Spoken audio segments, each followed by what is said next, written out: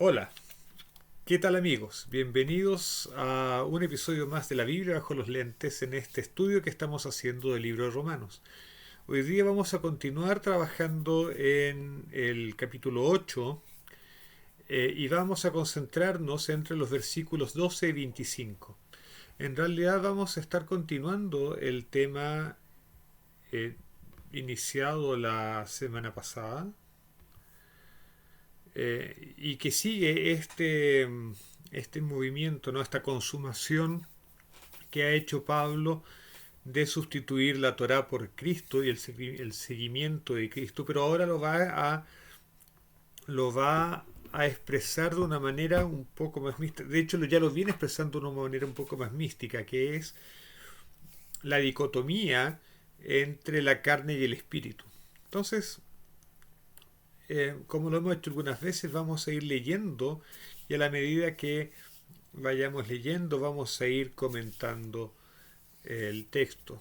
Entonces leo en la Reina Valera 1960 a partir del versículo 12 de Romanos 8. Dice, así que hermanos, deudores somos no a la carne para que vivamos conforme a la carne, porque si vivís conforme a la carne, moriréis. Mas si por el Espíritu hacéis morir las obras de la carne, viviréis. Entonces aquí Pablo continúa con esta actitud dualista, eh, contrastando la vida en la carne que nos llevaba a seguir nuestros instintos y por lo tanto a hacer las cosas típicas de la materialidad, y eso nos llevaba a la esclavitud del pecado. Y en contraste a eso tenemos el espíritu, ¿no es cierto? La obediencia al espíritu, a las facultades superiores del alma, a los dictámenes directos de Dios, y eso nos lleva a la vida porque nos aferramos a Dios, nos unimos a Dios de alguna manera. Ahora, esta dicotomía entre carne y espíritu para Pablo es muy conveniente porque justamente él está tratando de evitar que los gentiles se circunciden. Y la circuncisión es una operación en la carne. Por lo tanto, este dualismo entre la carne que finalmente es inútil y por lo tanto toda operación que hagas en la carne no tiene ningún valor trascendente. Eso es parte del pensamiento de Pablo al parecer. Mientras que si nos concentramos en las cosas que son espirituales, entonces eso sí va a tener un valor trascendente. Y de hecho, las para Pablo, lo que tiene que ver con la carne, o sea, el seguir nuestros instintos, nuestro nivel animal de vida, ¿no? Es morir, porque nosotros no estamos ligados a Dios. Es con el Espíritu, según Pablo, al parecer, que nosotros nos ligamos a Dios, a la fuente de la vida, y por lo tanto vivimos. Verso 14. Porque todos los que son guiados por el Espíritu de Dios, estos son hijos de Dios. Ya, y aquí entramos en un tema fuerte. Primero, porque todos los que son guiados por el Espíritu de Dios.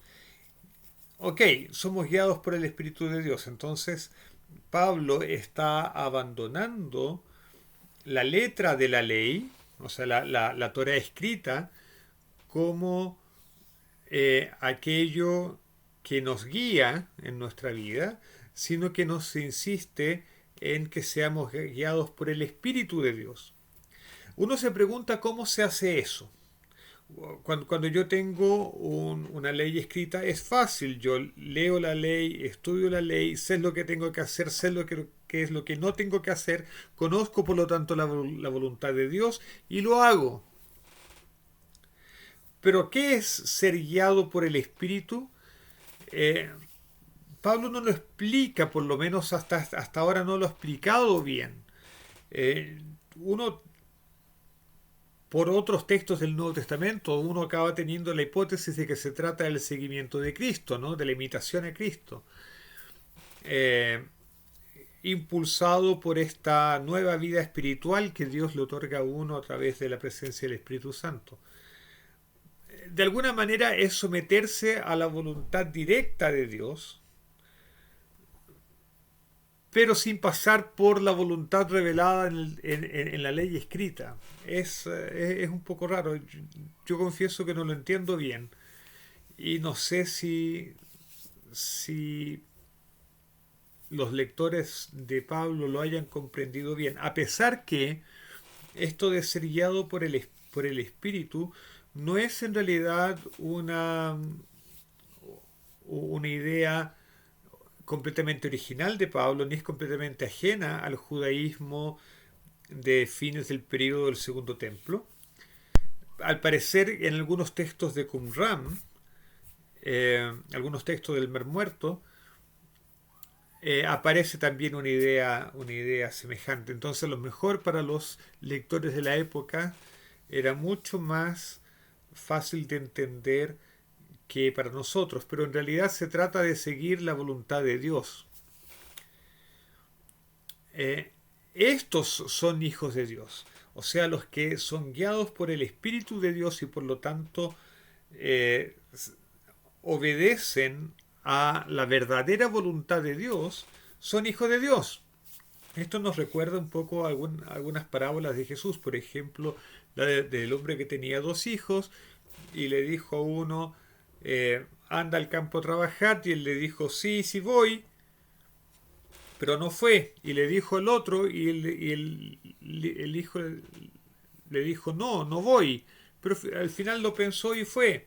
Y la pregunta es, ¿quién hizo la voluntad del Padre? Ciertamente el que fue, a pesar de que al inicio había dicho que no. Eh,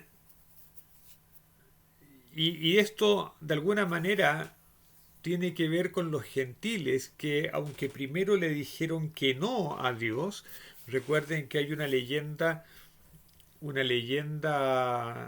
judía que dice que Dios, antes de ofrecerle la Torá al pueblo de Israel, se la ofreció a las 70 naciones del mundo. Fue una por una ofreciendo la Torá y todas le dijeron que no.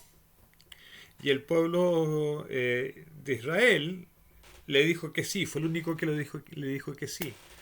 Pero ahora estamos viendo a gentiles, o sea, a miembros de esos pueblos que dijeron que no, que sí están entrando en la obediencia de la voluntad de Dios. Eso es lo que está experimentando Pablo.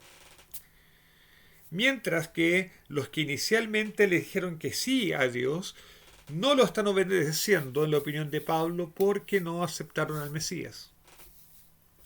O sea, Pablo lo que en el fondo tiene en su pensamiento es los que obedecen a Dios y por lo tanto son guiados por el Espíritu de Dios, esos son realmente los hijos de Dios. Ahora, esta es una filiación a Dios que es un poco provocativa porque en el Antiguo Testamento, sobre todo en la Torá, Israel es llamado de hijo de Dios. El pueblo del pacto, el que ha recibido la Torá, es llamado hijo de Dios. De hecho, Israel es llamado el primogénito de Dios. Pero ahora vemos que esa filiación no es la que vale en la opinión de Pablo, sino es esta nueva filiación de los que obedecen a Dios. ¿Y cómo lo obedecen? Aceptando a Jesús como Mesías, como el Cristo. Verso 15.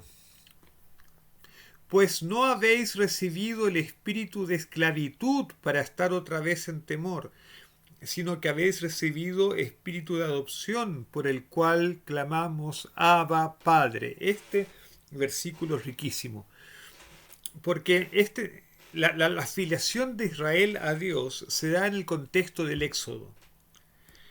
Y aquí en este versículo tenemos todas los ingredientes del Éxodo, como vamos a ir a ver.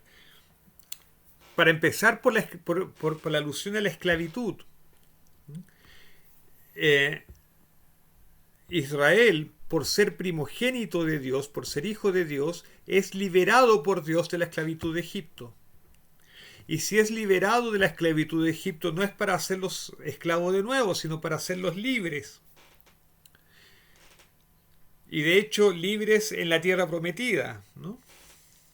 Eso va a ser más importante, va a ser importante en unos versículos más. Eh, pero aquí Pablo argumenta que hemos recibido el espíritu de adopción, hemos sido adoptados. De alguna manera, Israel también fue adoptado por Dios. La Torá dice escogido, ¿no? Pero escogido tiene cierta similitud semántica con adoptado, ¿no?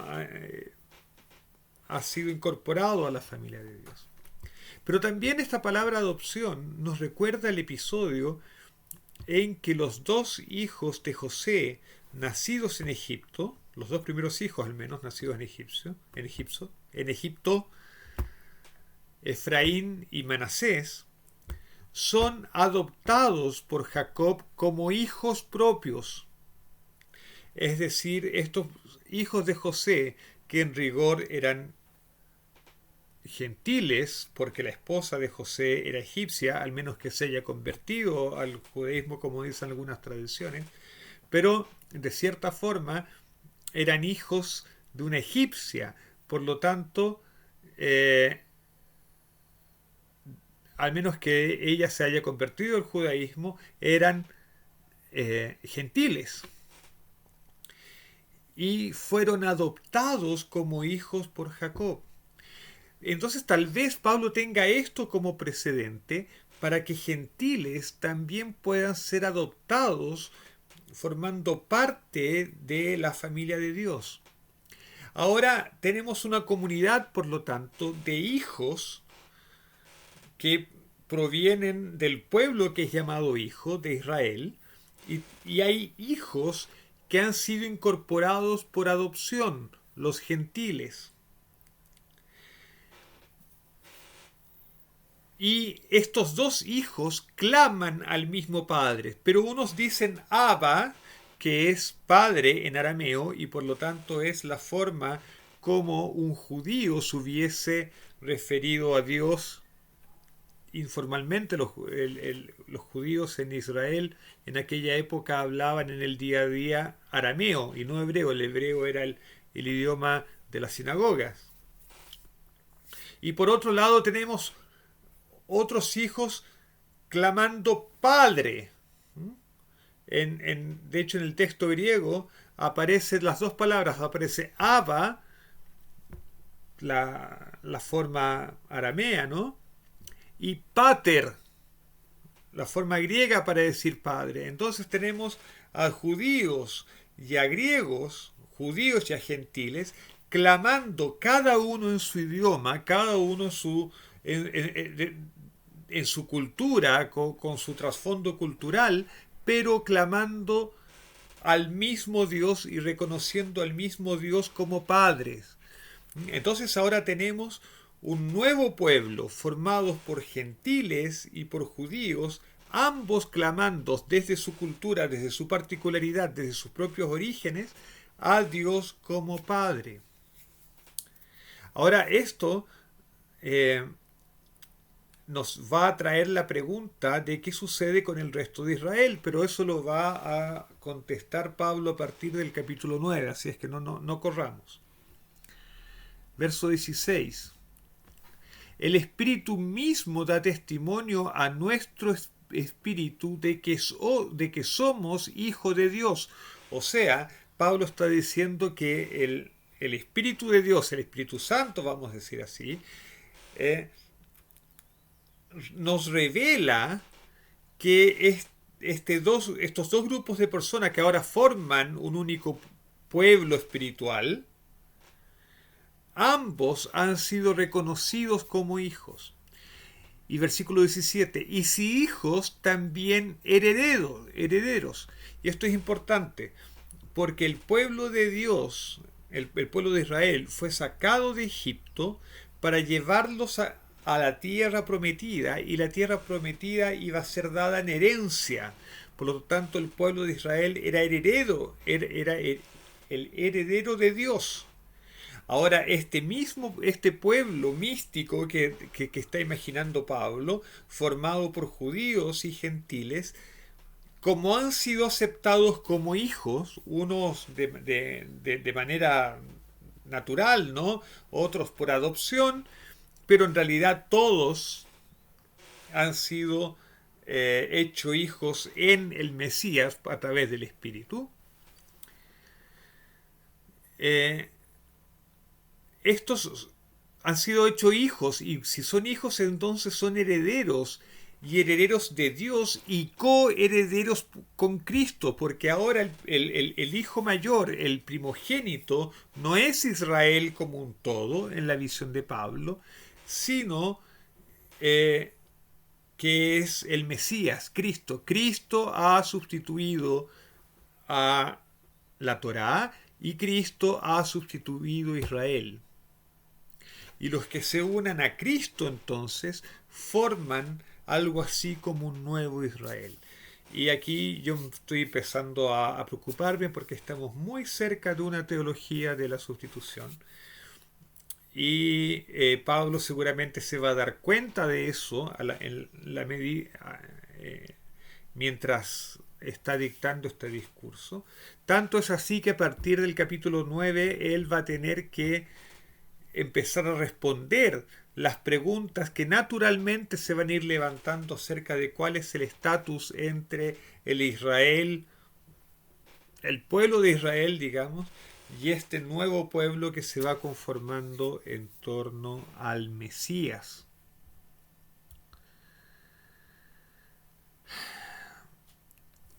Verso 18. Pues tengo por cierto que las aflicciones del tiempo presente... perdón, no hemos terminado el 17. Y si hijos, también herederos, herederos de Dios y coherederos con Cristo. Y aquí hay una condición: si es que padecemos juntamente con Él, para que juntamente con Él seamos glorificados. Y aquí hay algo importante. Lo que caracteriza el paso de Jesús por esta vida es el sufrimiento, es su pasión que finalmente lo lleva a la cruz y luego a la resurrección. Ahora, si Cristo sufrió, sus seguidores también sufren. Ahora, yo no sé en qué sufrimiento está pensando Pablo, pero podemos pensar en al menos tres, digamos. La oposición que encuentran los seguidores de Jesús en la sociedad romana, uno. La oposición que tanto judíos como gentiles que siguen a Jesús encuentran en el ambiente judío. Y el sufrimiento de que todavía estamos en este mundo y estando todavía en este mundo todavía tenemos el Yetzer Hara, la tendencia al mal, ¿no es cierto? Las tentaciones, todavía no hemos sido liberados completamente de la influencia de lo que Pablo llama la carne, de nuestros instintos. Pero Pablo tiene siempre en mente de que así como Jesús sufrió, nosotros tenemos que estar preparados a sufrir y a perseverar o a pesar de ese sufrimiento, siguiendo el ejemplo de abnegación de Cristo. Y si seguimos ese ejemplo de abnegación de Cristo, entonces como Cristo fue victorioso y resucitó, también nosotros vamos a ser resucitados y glorificados. Y aquí Pablo hace un cambio de tema porque dice, versículo 18, pues tengo por cierto que las aflicciones del tiempo presente, que él no las explica, pero que nosotros hemos tratado de adivinar cuáles pueden ser, no son comparables con la gloria venidera que en nosotros ha de manifestarse. Y aquí Pablo comienza un discurso que es típicamente cristiano. Pablo, así como contrasta la carne con el espíritu, contrasta este mundo con el mundo venidero y con la gloria venidera que viene. En el judaísmo también existe eso, También existe el concepto de Olam Abba, el mundo que vendrá, el mundo venidero, la era mesiánica finalmente. Pero el judaísmo eh, coloca mucho más énfasis en la vida, el aquí y ahora. El judaísmo tiene por objetivo enseñar a vivir la voluntad de Dios en este mundo material e imperfecto. Mientras que el cristianismo va a tener la tendencia de fijar su mirada no tanto aquí en este mundo, sino en el mundo por venir. Y Pablo comienza a hacer exactamente eso ahora.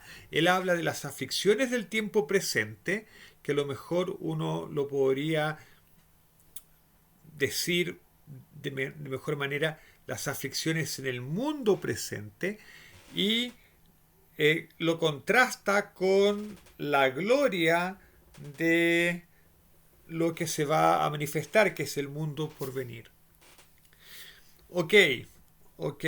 Yo también he escuchado a rabinos diciendo que eh, todo lo que pasemos aquí, que es finito, no es comparable a la felicidad infinita y duradera que tendremos cuando estemos unidos a Dios en el mundo por venir.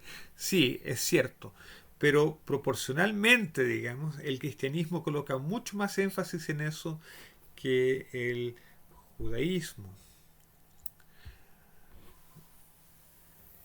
Eh, y aquí entonces Pablo comienza a considerar las condiciones de este mundo que está bajo la influencia de la caída de Adán. Y aquí nos vamos a empezar a recordar de Génesis 3, ¿no? En que por causa de la caída de Adán, la tierra empieza a producir cardos. Verso 19. Porque el anhelo ardiente de la creación es aguardar la manifestación de los hijos de Dios.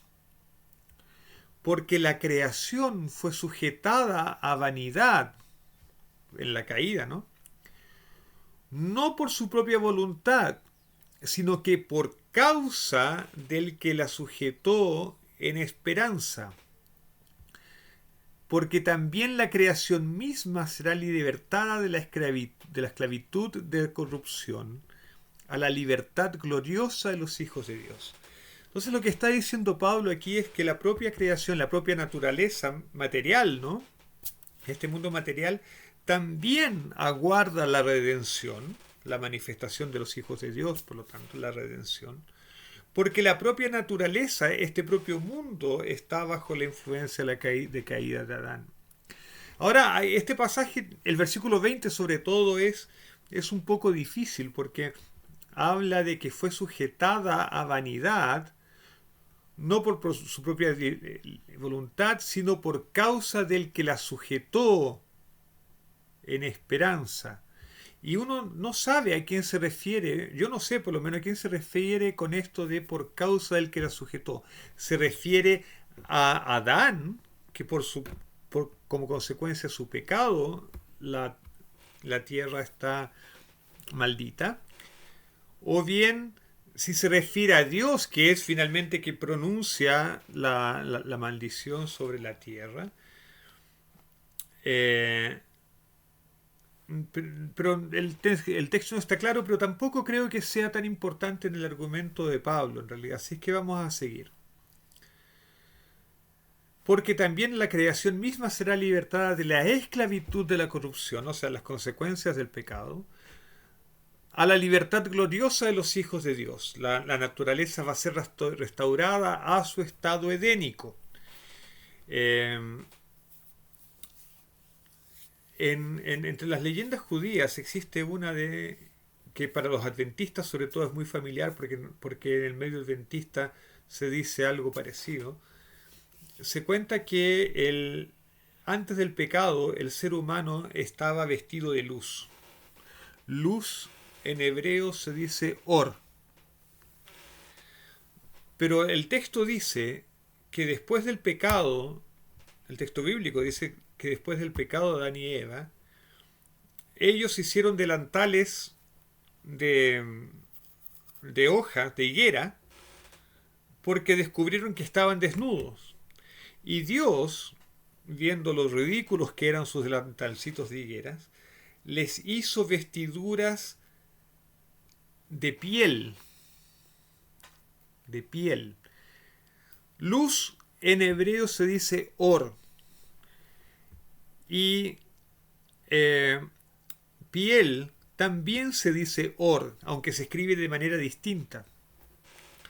Entonces los rabinos enseñan que en los vestidos de piel que Dios colocó en Adán y Eva es efectivamente nuestra piel, esta que está aquí, que cubre o que reemplaza la luz con que se nos hizo al principio. Eh, entonces esta es una forma de parabolizar, ¿no? De contar cómo toda la naturaleza, incluyendo nuestros propios cuerpos, fueron colocados en un estado más bajo después de la caída del hombre. Verso 22. Porque sabemos que toda la creación gime a una y a una está con dolores de parto hasta ahora. Y no solo ella, sino que también nosotros mismos que tenemos las primicias del Espíritu, nosotros también gemimos dentro de nosotros mismos, esperando la adopción, la redención de nuestro cuerpo. Ahora, Pablo también nos va a decir, no en Romanos, pero en Corintios, por ejemplo, en 1 Corintios, nos va a decir que el cuerpo que resucita es distinto al cuerpo material. Tal como la interpretación rabínica dice que el cuerpo que Adán y Eva tenía antes de la caída era distinto al que tuvo después de la caída. Entonces, como les decía, este cambio que según el Midrash, según las leyendas judías, hubo en el cuerpo del ser humano, es también un ejemplo de cómo la naturaleza fue degradada.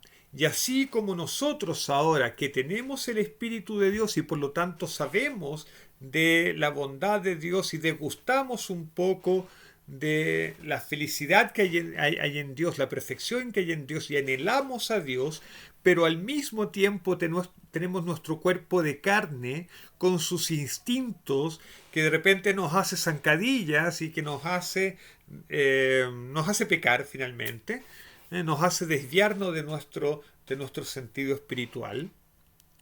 Nosotros estamos esperando que llegue el día en que seamos completamente liberados, según Pablo, de todo aquello que nos arrastra hasta este mundo material. Es decir, en esta dualidad que ve Pablo entre carne y espíritu, Pablo espera que en el momento de la redención final nosotros seamos librados de todo aquello que él llama carne, que nosotros hemos identificado con los instintos básicamente, y todo aquello que de alguna manera nos aleja del contacto directo y permanente con Dios. Y con la naturaleza debe suceder algo parecido. 24.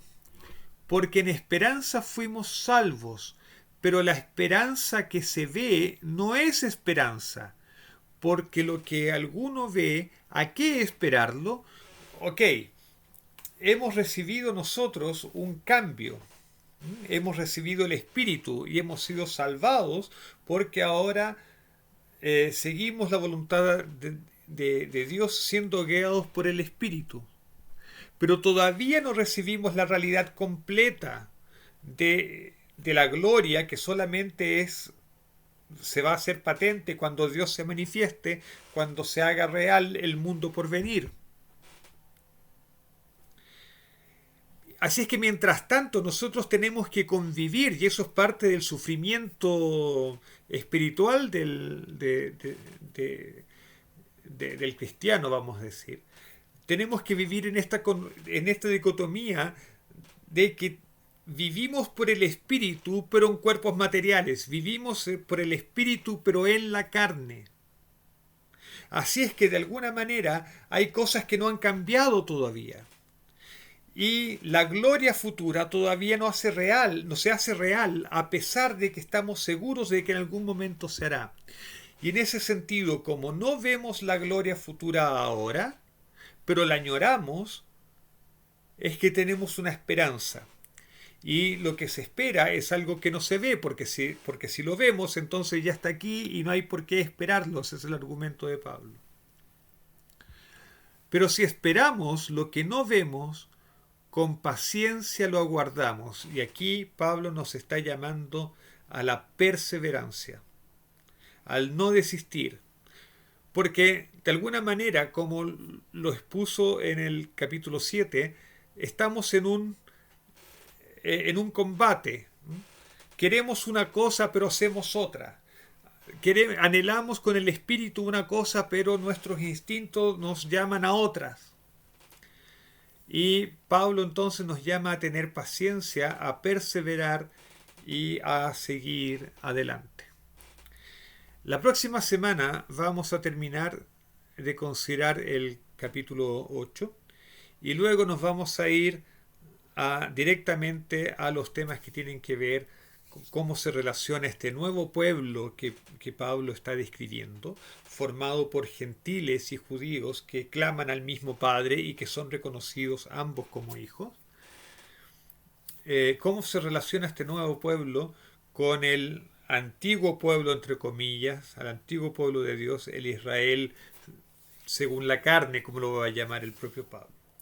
Pero hasta allá, tengamos nosotros paciencia también y perseveremos en aguardar. Mientras tanto, déjenme desearles a todos un feliz sábado y que Dios nos bendiga a todos. Chao.